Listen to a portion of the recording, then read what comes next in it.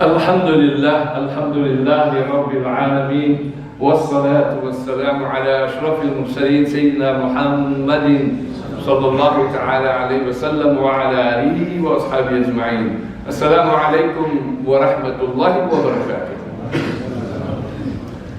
Our Hujjaj are from Mina going to Arafah, inshallah. May Allah grant him all the success and Allah grant him the health and come back to us, inshallah. Nabi Muhammad sallallahu alayhi wa sallam, as reported by Abu Hurairah radiallahu anhu, he says, Al-Umratu ila al-Umrah kafaratun lima baynahuma. See, Umrah is an expiation for the sins committed between it and the previous one. وَالْحَجُّ الْمَبْرُورُ لَيْسَ لَهُ جَزَاءٌ إِلَّا الْجَنَّةِ. And the reward of a Hajj Mabrur, one accepted by Allah, brings no less a reward than paradise. May Allah grant them and us, Ya Allah. O Hujjaj, you will be confronted with many challenges when you go on Hajj. And when you return from Hajj, but how one deals with it, or one of the lessons of Hajj. Now please, when we go welcome our Hujjaj, when they come back, listen to them carefully. Don't you now say, you know, when I went in 1993, oh, leave that alone. It's not about you. It's about them. And please, don't let your ego come out. It's about them. Let them make dua for you and for us. We have to recognize and embrace our weaknesses. Allah created each of us differently and uniquely, and will resurrect us in our uniqueness right down to our fingertips, which identifies us by the fingerprints. And more than 1400 years Allah Ta'ala has identified that in the Quran by saying, بعد أعوذ بالله من الشيطان الرجيم بسم الله الرحمن الرحيم بلى قادرين على أن نسوي بنانه. Indeed, yes, we are able to shape his fingertips yet again. Subhanallah. And we come from different tribes and different nations. For Allah says that, Ya ayyuhan nas, inna khalaqnakum min dhakarin wa untha wa ja'alnakum shu'uban wa qabaila lita'arafu. O mankind, we have created you from male and female and made you into nations and tribes that you may know one another. Inna akramakum indallahi atqakum. Verily, the most honorable of you with Allah is that believer who has God consciousness. May Allah grant us that. Our differences in our nations, where we come from, doesn't make us superior or inferior. It is taqwa. Allah also created humans with differences, and this is the law of creation. On the outside, we all have different languages, different colors, different cultures. However, on the inside, humans were created with different degrees of knowledge, intellect, and comprehension of concepts. This is a sign of Allah's all-encompassing power to do whatever He wills. وَمِنْ آيَاتِهِ خَلْقُ السَّمَاوَاتِ وَالْأَرْضِ وَاخْتِلَافُ أَلْسِنَتِكُمْ وَأَلْوَانِكُمْ. And amongst His signs is the creation of the heavens and the earth, and the difference of your languages and colors. إِنَّ فِي ذَلِكَ لَآيَاتٍ لِلْعَالَمِينَ. Surely there are signs in this for all the worlds. Humans shall differ. It is a reality. But this is not the issue. The real issue is how should one confront these differences of opinions, and what should our relationship with someone of a different opinion be? Oh Hujjaj, you should be the shining example now in the community and advise us and call us back to the deen of Islam.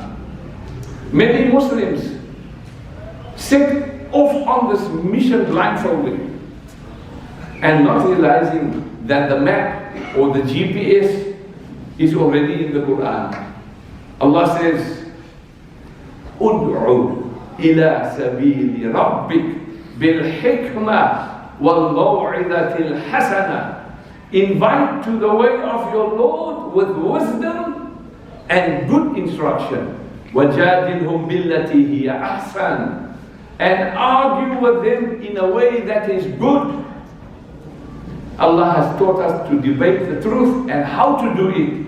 How? With hikmah, wisdom, good instruction, and to argue in a way that is good. What does it mean to have hikmah, wisdom, when differing with someone? The nephews of Nabi Muhammad sallallahu alayhi wa sallam once said one of the most beautiful examples of hikmah in advising others. They were young. In the young age, Sayyidina Hassen and Sayyidina Hussein radiallahu anhuma saw an elderly person performing wudu incorrectly. Good God, if it had to be today. That's haram. Astaghfirullah. Our attitude is different. Our kibr comes out. Look at what the nephews of Nabi alayhi salam did. They together arranged a plan to teach the elderly person without insulting him. Zonder om aan zijn gezicht te vat, sê ons in Afrikaans. Is dit die story? And advising him in a manner befitting of his age. They went to the Sahabi and said, Uncle, my brother and I, we differ over who amongst us is performing wudu the best. Please, you be the judge to determine which one of us indeed performs wudu more correctly. Subhanallah. So the man watches intently as the two grandsons of Rasulullah sallallahu alayhi wa sallam is performing wudu in such an explicit manner. After they had finished, the man thanked Sayyidina Hasan and Sayyidina Hussein and said, Wallahi, I didn't know how to perform the wudu correctly before this, and you both have taught me. Subhanallah. What a nice way to teach someone. Can you imagine if you do it another way? Even if you are right, you will deny it. So be very careful. We must understand that there are two dimensions to hikmah. First, there is the hikmah of knowledge, hikmah ilmiyah, and then second, there is the hikmah of action, hikmah amaliyah. Some people have the hikmah of knowledge, however we see that when they try correcting others and advising them, they lack the hikmah of action. And this causes many people to reject the hikmah of knowledge. To give an example of hikmah of knowledge without hikmah of action, a brother once completed salah in a local masjid, and then he proceeded to shake hands with the people on his left-hand side and on his right-hand side. This one brother immediately slapped his hand and he said, this is not part of the sunnah. That's all. So I asked the question, is disrespect and insult part of the sunnah? Nabi Muhammad sallallahu alayhi wa sallam says, إِذَا الْتَقَى الْمُسْلِمَانِ فَتَصَافَحَا وَحَمِدَ اللَّهَ عَزَّ وَجَلَّ وَاسْتَغْفَرَاهُ. If two Muslims meet and shake hands and praise Allah and ask Him for forgiveness, غُفِرَ لَهُمَا. Allah, they will be forgiven. Subhanallah. There's a big sheikh, you probably know whom people flock to listen. He says, don't greet me, just take my message. That's all. How did our pious predecessors handle rectification? Even insults.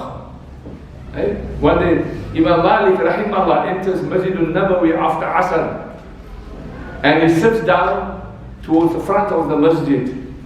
And Nabi Muhammad Sallallahu Alaihi Wasallam has said, anyone who enters the masjid should not sit until he prays 2 rakats tahiyatul masjid. Correct? However, Imam Malik rahimahullah was of the opinion Rasulullah Sallallahu Alaihi Wasallam's forbiddance of praying after Asr took precedence over tahiyatul masjid. And therefore the Imam Malik rahimahullah would teach his students not to pray tahiyatul masjid after Asr when they come into the masjid. In other words, between Asr and Maghrib.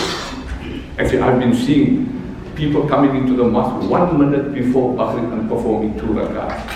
You must also know when it's haram time to perform salah. Sunrise, sunset, midday. It becomes sometimes a habit that we must perform 2 rakats. But we must check when it's zawal and sunrise and sunset. Be careful.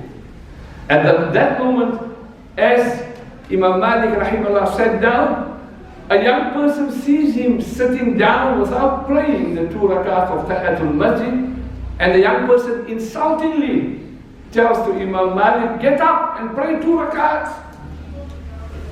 That's who. Said Imam Malik rahimahullah, he stands up and he performs 2 rakats sunnah. The students were now completely stunned what was going on. And Imam Malik rahimahullah, had he changed his mind now? Had he changed his opinion? And after he had completed the salah, the students swarmed around him and questioned his actions. And Imam Malik said, my opinion has not changed, nor have I gone back on what I taught you earlier. I merely feared that had I not prayed the 2 rakats as the young person commanded me, Allah may include me in this ayah. And he reads this ayah. وَإِذَا قِيلَ لَهُمُ ارْكَعُوا لَا يَرْكَعُونَ. And when it is said to them, ruku, they don't make ruku. This is what Imam Malik's perception, look how he thought. He went somewhere else, he didn't say, hey, wie is jy om van my te leer, jou snotkop? No, this is some of our attitudes. You young person, who are you to come and teach me? Eh? I am Imam of a mother? Astaghfirullah. Look how Imam Malik answered that, although he was a young person.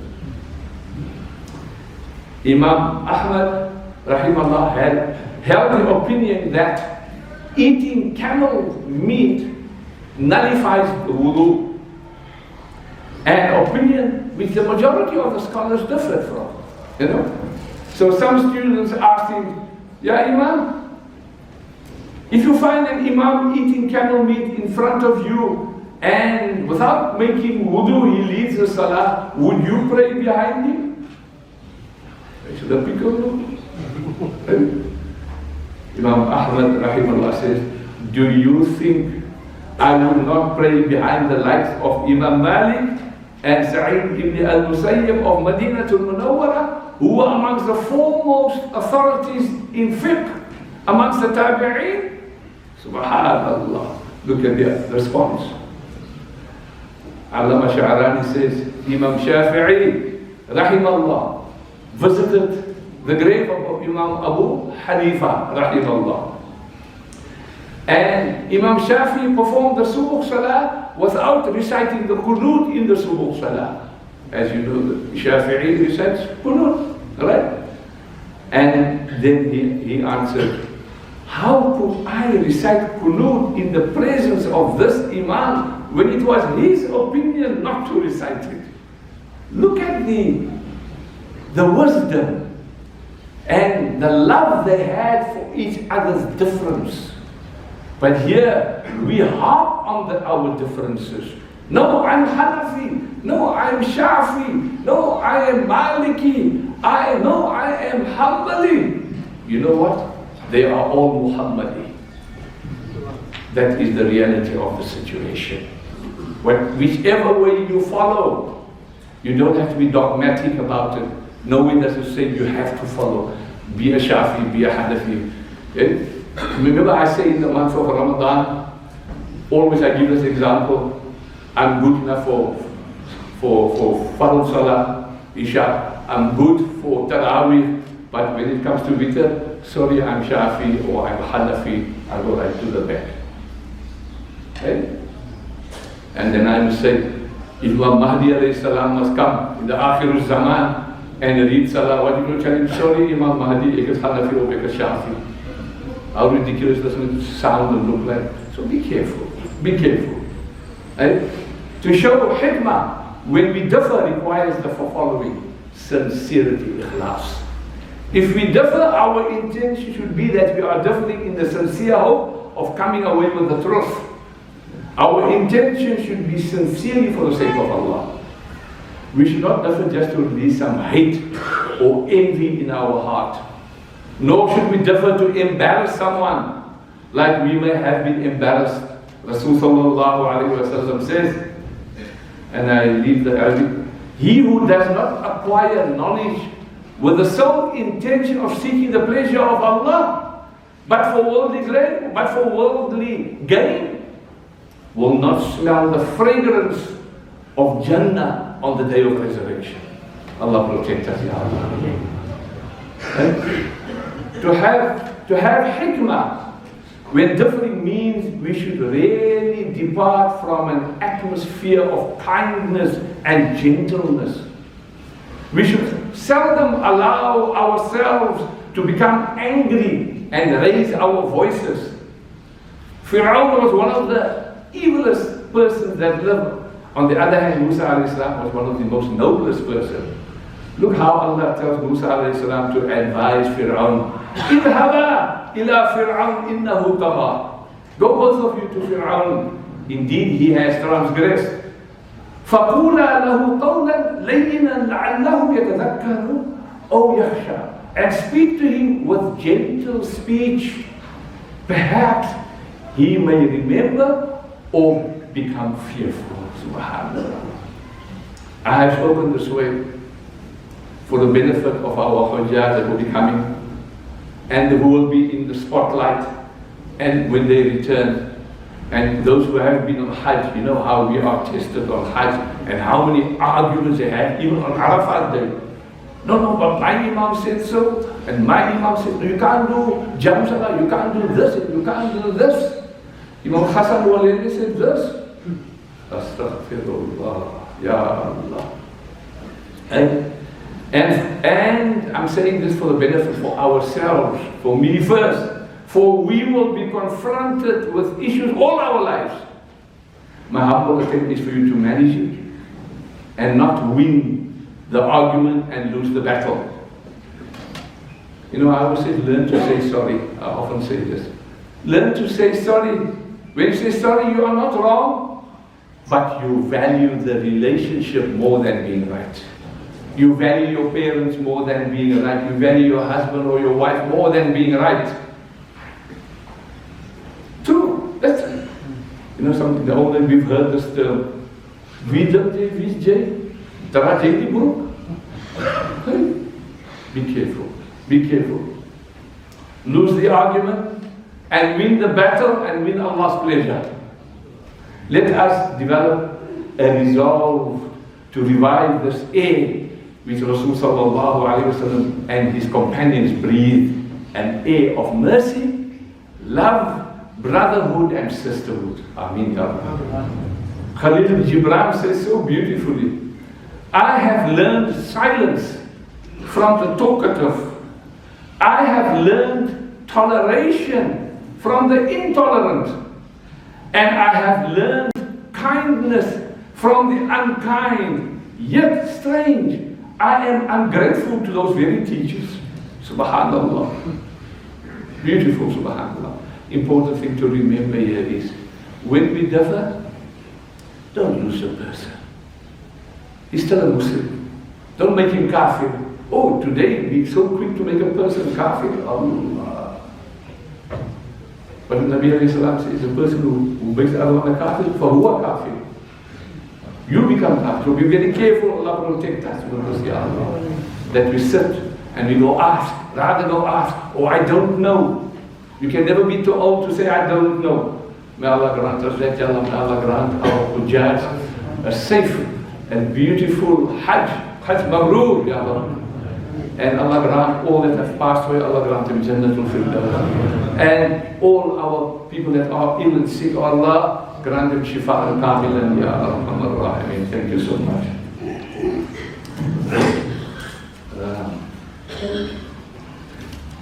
You know the slips of paper which I have typed with the Masjid's bank account numbers and my phone number. It is lying at the back, and you can collect it also, as well. So at the back there, from the two attendants standing at the back. So it's easier for you to do the EFTs. Thank you, Sheikh Salahuddin.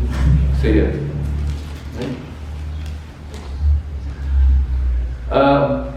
Eid al-Adha will be on the Barak Haji. Inshallah. Oh, you want to know what day? Inshallah, this masjid will have it Monday. I'll start off with a talk at 8 o'clock, and Sheikh Salahuddin will be doing the salah thereafter. I see the first a talk, then the salah, and then the Arabic khutbah, inshallah. Thank you. I think I have mentioned in my dua, yes, Palestine is in the highlight, but you know what is not in the highlight? Sudan. You don't even hear of Sudan. But the genocide that is taking place there, you know why? Because it's black upon black, and so it's Muslims upon Muslims. So may Allah grant them ease and understanding to have sabr, ya Allah. And I promise you, you go looking at somebody else told me about it. And I want to go check it up on Google and all that.